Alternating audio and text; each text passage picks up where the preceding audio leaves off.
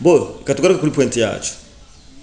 Abantu 200 baraye bishwe muri province ya Katanga canke mu ntara ya Katanga. Ibi bintu bivuze iki?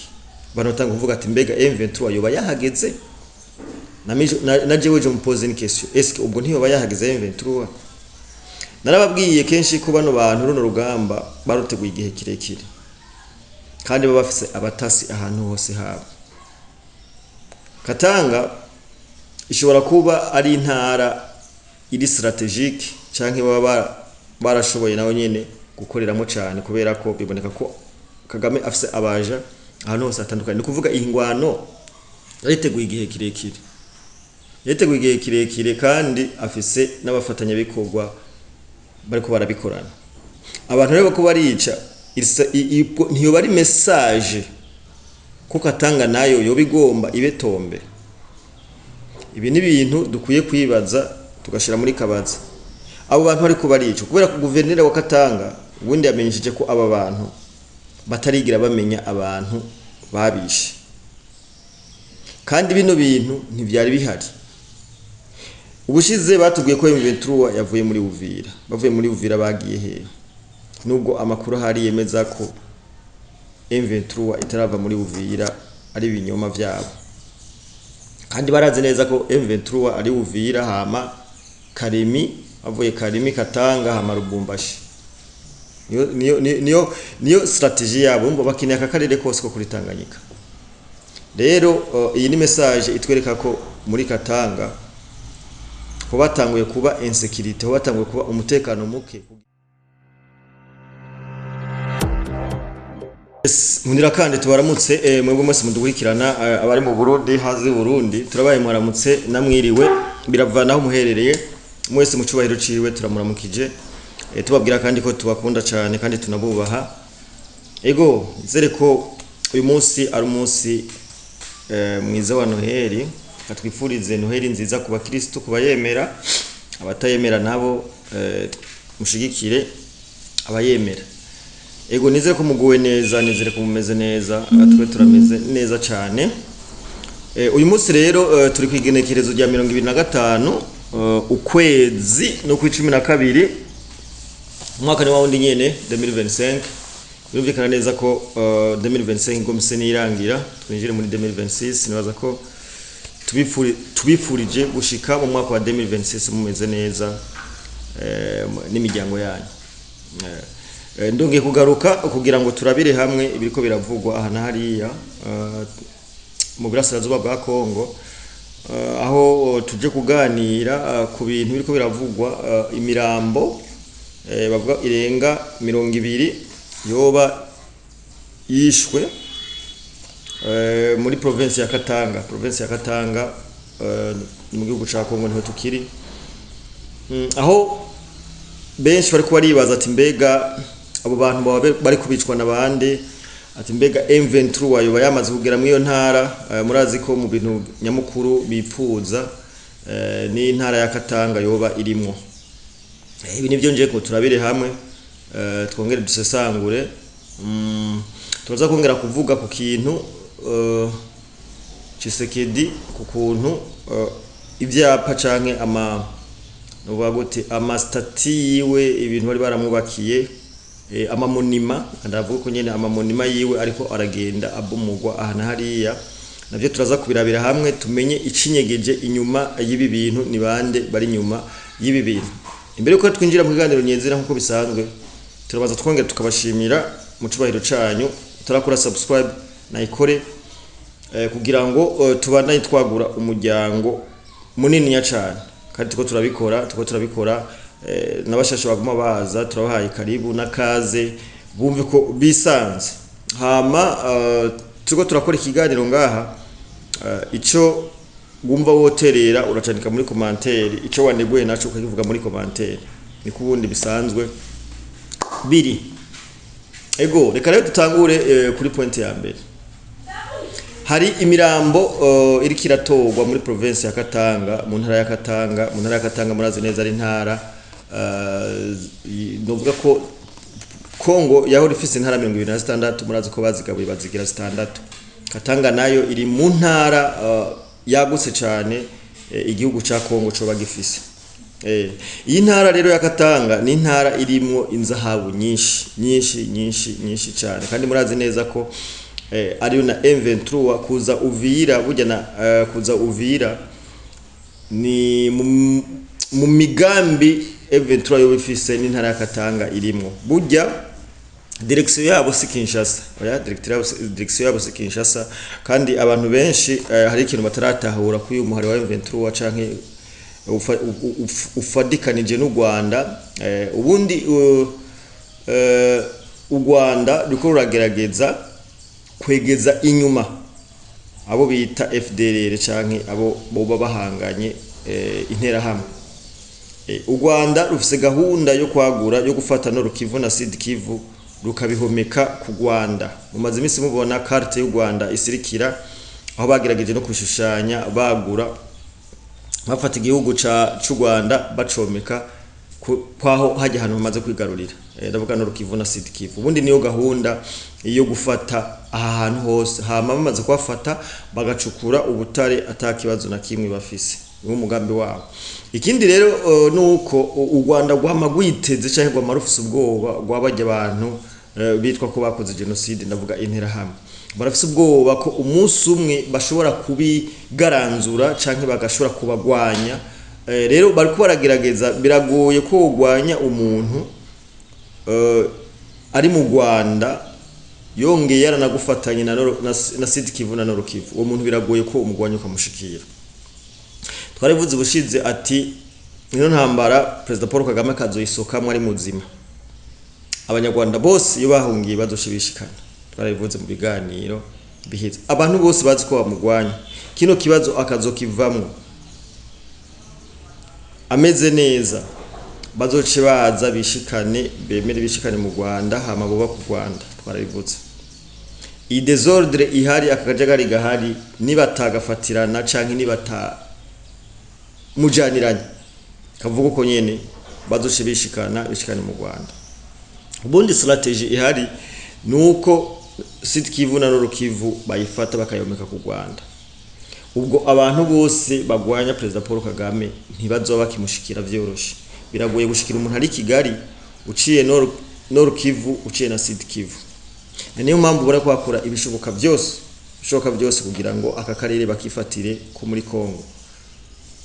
Kandi ntibababeshe ibintu byo kuvuga ngo bari ko barava ngo bagiye. Narabivuze kenshi, Kagame ntashobora kuva muri Kongo n'ubwo byogenda gute.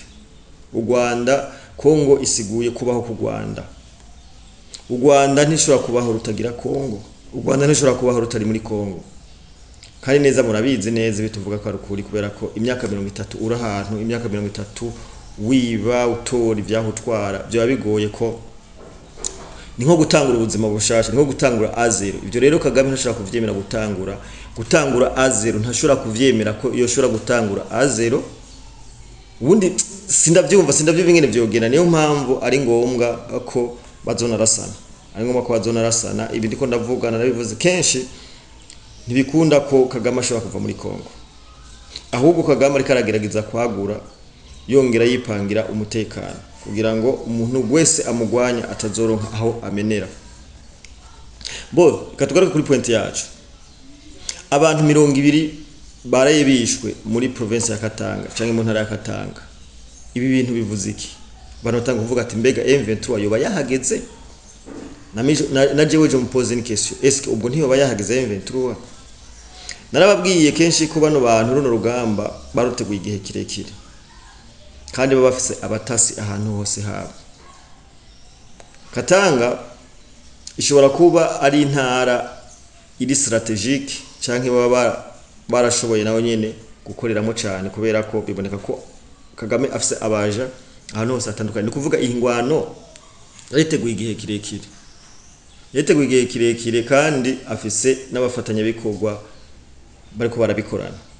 Abantu rero ko barica ntiyo bari message ko Katanga nayo yo bigomba ibetombe. Ibi ni ibintu dukwiye kwibaza tugashira muri kabaza. Abo bantu bari ko barica kubera ko guverineri wa Katanga ubundi yamenyesheje ko aba bantu batarigira bamenya abantu babishe. kandi bino bintu ntivyari bihari.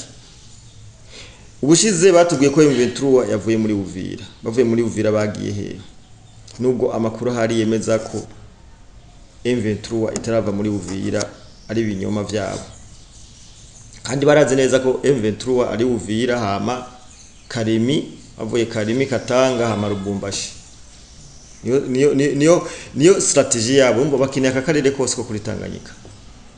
Rero iyi ni message itwereka ko muri Katanga ho batanguye kuba insecurity, ho batanguye kuba umutekano muke kugira ngo bongere bashike ku byo bashaka. Ibire ni ibintu biboneka ko hoba hariho ibintu biriko birategurwa muri Katanga, umwanya n'umwanya dushobora kumva ibintu biriko biragirana, ibintu byabaye nabi.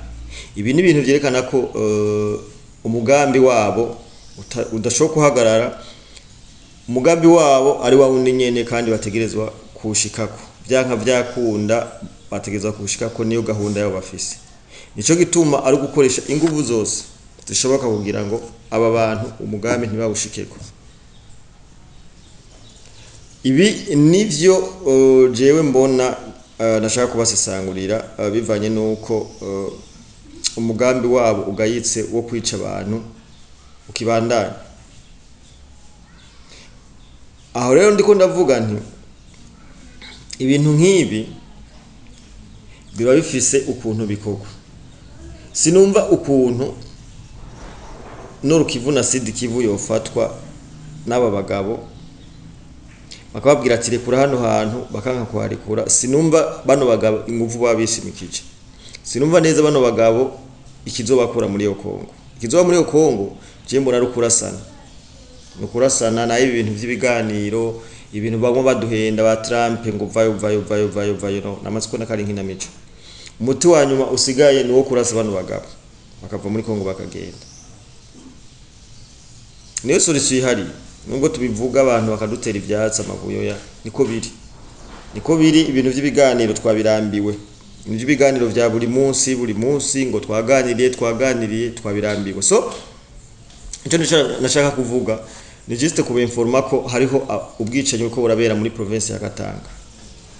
Province ya Katanga iyi ni nkuru abantu bose bashaka kuyiraba, mushaka kuja kuyisoma no kuri BBC bayanditse. Indi point akabicira tuganire ko ni kukuntu ariko arasenyugwa monima za Tshisekedi. Ibi bintu bisiguye twarabonye muri Uvira bariko barazibomora, twe turabona za Goma bariko barabomora, za Bukavu bariko barabomora. Ibintu cyose kiranga Tshisekedi bariko barakibomora. None umugambi wabo wo gufata bakagira Republika ya Kivu, ubwo wowe uri kuraja mu ngiro, kubera ko biboneka neza ko ikintu cyose kiranga Tshisekedi bariko baragenda bagisibanganya. Tusangwe tuzi ko ahantu hose mu mabiro, ahantu hose hatandukanye haba hariho ifoto ya president. Ivyo byose ahantu bafashe bagenda barandurana. Ibi biriko biraba mu gihe leta Kinshasa umengo yo iriryamira sinzi ntavyibona. Abandi bariko batanga message, no kuvuga bariko batanga message, no kuvuga bobo ivy'ibiganiro ntubabwire bano bagabo. Bobo bariko batanga message ko gahunda yabo bagomba kuyigeraho byanka byakunda. Niyo umamvu mubona bariko baragenda basenyura ikintu cyose cya Tshisekedi. Ni ibintu bibabaje, ni ibintu biteye n'agahinda kubona munima y'umukuru w'igihugu bayisambura bakayibomora. Bayisambura bakayibomora. Ibire ni ibintu no kwita nk'ubushotoranyi, kubera ko nibaza ko Tshisekedi atazorera amaboko abona bino bintu biriko biraba mu gihugu ciwe. N'igikunda ni nk'umugabo kwinjirana kaguma kubomorera ibyawe byose bya ntushobora gutekereza.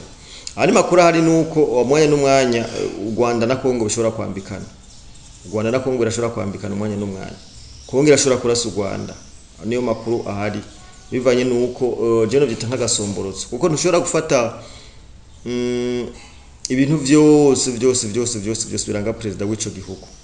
Ukagenda ubomora kaje n'agasomborotso bene data. N'agasomborotso kandi ndongeye kubivuga ndabisubiyemwo. Ibi bintu bishobora kumera nabi ku gihugu cy'u Rwanda. cyo kumera nabi ku gihugu cy'u Rwanda kubera ko biragaragara neza ko bano bantu atamahoro bashaka ahubwo agasomborotso kuba kabaye kenshi. Ibi ni ibintu byo kurindirira hagufi tukaraba ibyo bitera bija, ariko ico mbona co nuko umugambi wo kuva muri Kongo bano bagabo, umugambi wo gufata Sud Kivu na Nord Kivu bakanabandanya bobo bawuhagaze ko kandi baracawukorerako. Mu gihe kurundi ruhande leta Tshisekedi yoyo ikiri muri diplomasi kuganira iki niki, ariko twarabwiye kenshi ko bano bantu ibintu byo kuganira ntibavyerekwa.